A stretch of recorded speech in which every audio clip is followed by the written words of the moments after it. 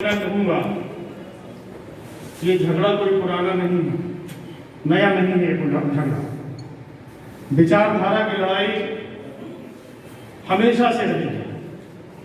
जब संविधान की संरचना की गई और जब संविधान लागू करने को हुआ तब भी विचारधारा की लड़ाई थी। एक तरफ मनवादी विचारधारा थी और एक तरफ समाजवादी विचारधारा थी। उस समय समाजवादी विचारधारा भारी पड़ गई, इसलिए संविधान लागू हो गया।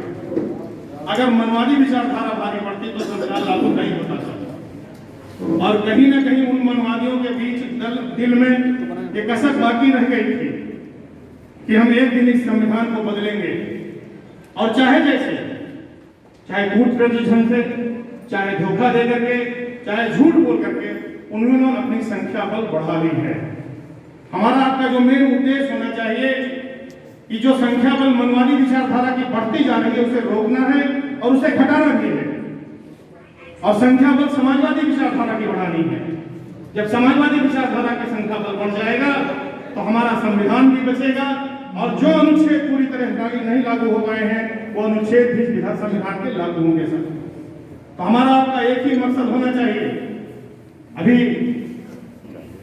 जिस मुद्दे पर आज बैठक है, समीक्षा बैठक, वोटर लिस्ट में नाम कितना बढ़ाया गया, किसके माध्यम से कितना बढ़ाया गया, मैं अपने सभी साथियों को बधाई देता हूं। हमारे गुलाटी चंद वर्मा हमारे बीच में बैठे हैं, जुगल किशोर पाल जी बैठे हैं, हमारे विधानसभा अध्यक्ष राम कुमार यादव जी बैठे हैं, हमारे विधानसभा के कई कर्मठ साथी इस सभा में मौजूद हैं। मैं सबको बधाई देता हूं कि जितनी जिम्मेदारी हम लोगों ने उनको सौंपी थी पूरी ईमानदारी से निभाया। और माननीय अध्यक्ष जी, लगभग 10,000 नाम से ऊपर फॉर्म भर करके जमा किया गया है, और वो सब पढ़ करके भी आएगा, क्योंकि उसकी रिसीविंग हम लोगों ने जो प्रारूप 6 में रिसीविंग ली जाती है, अब स्वीकृति संख्या सहित रिसीविंग भी ले लिया है। कल बूथ नंबर 405 का बड़गों का 22 नाम का नहीं दे रही थी बीएलओ, तो हमने जाकर के तहसील पे खुद लेकर के उसको 1 घंटा हमने खुद उसको फॉर्म को सही किया, तो कुछ खराबी नहीं थी, उसको हम लोगों ने वहां जमा किया और उसका रिसीविंग लिया। तो ये पढ़ करके भी आएगा, और हमें पूरा यकीन है कि 2022 में समाजवादी पार्टी की सरकार बनेगी और हमारे सभी साथी समाजवादी पार्टी के जिनको टिकट मिलेगा सब जीत करके आएंगे साथी। बस हमें सोते जागते उठते बैठते लक्ष्य जो हमारा आपका है कि माननीय अखिलेश यादव जी को 2022 में मुख्यमंत्री बनाना है, इस लक्ष्य को पूरा करने के लिए हमें भारतीय जनता पार्टी के झूठों से भी लड़ना है, भारतीय जनता पार्टी के जो झूठे मंसूबे हैं इसको भी नाकाम करना है, और भारतीय जनता पार्टी जो बहुत ही संगठित तरीके से जुर्म करती है, भ्रष्टाचार करती है, उस भ्रष्टाचार को भी जनता के बीच में उजागर करना है साथियों। अभी 11 तारीख को इनके जो सबसे बड़े झूठे हैं, जो झूठों के सरदार हैं, श्री नरेंद्र मोदी जी आ रहे हैं, और हमारे जितने ग्राम प्रधान हैं, हमारे भी साथ कुछ ग्राम प्रधान भी यहाँ बैठे हुए हैं, ग्राम प्रधानों को इन्होंने टारगेट दिया है कि 100 महिलाओं को आपको लेकर आना है। एक बेचारा सफाई कर्मी जो सबसे निचले पायदान का कर्मचारी है, उसको भी इन्होंने दिया, कहा सबको अपने खर्चे से लेकर के आना है, और कोटेदार को दिया है इन्होंने लक्ष्य, और आप झूठ बोल करके निकल भी नहीं सकते। इन्होंने बाकायदा जोन वाइज कैटेगराइज कर दिया है कि आप जा करके वहां गाड़ी नंबर दर्ज कराएंगे, ड्राइवर का नाम दर्ज कराएंगे, और कितने लोग वो लाएंगे उनकी सूची की आलोचना करेंगे। ये इस तरह के लोग हैं भारतीय जनता पार्टी के लोग। इनसे साथियों नसीहत भी लेने की बहुत जरूरत है।